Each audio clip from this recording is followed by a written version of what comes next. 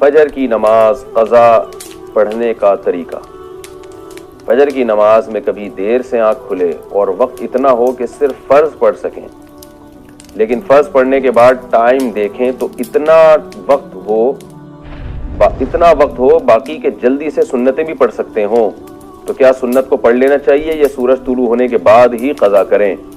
نیز اگر پوری نماز قضا ہو جائے تو اسے قضا کرنے کا کیا طریقہ ہوگا؟ عائشہ مقصود کراچی سے۔ اگر آپ کی آنکھ کھلی ہے نا اتنی دیر سے کہ اب سورج نکلنے ہی والا ہے، تو بہتر یہی ہے کہ آپ سنتیں چھوڑ دیں، بلکہ لازم ہے تو آپ فرض پڑھیں تاکہ آپ کی نماز سورج کا کنارہ نکلنے سے پہلے آپ سلام پھیر لیں کیونکہ سورج کا کنارہ نکلتے ہی فجر کی نماز قضا ہو جاتی ہے۔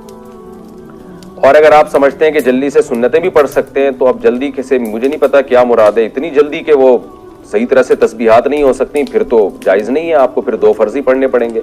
لیکن اگر 2 سنتیں پڑھ کے 2 فرض بھی پڑھ سکتے ہیں آپ جلدی سے، لیکن جلدی کا مطلب یہ کہ جو واجب مقدار ہے رکوع کی، سجدے کی اور قوما کی، وہ مقدار بہرحال آپ ادا کر لیں گے، یعنی سکون سے نماز ہو جائے گی آپ کی، چاہے مختصر ہی کیوں نہ ہو۔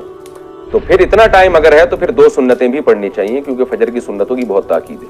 لیکن اگر رزق کو خطرہ ہو کہ نماز قضا نہ ہو جائے تو پھر سنتیں چھوڑ دینا لازم ہے۔ ایسی صورت میں آپ جلدی سے 2 فرض پڑھ لیں، اور سنتیں پھر سورج نکلنے کے بعد جب اشراق کا ٹائم شروع ہو جاتا ہے نا، اس وقت سنتیں پڑھ لینی چاہیے، پھر افضل ہے۔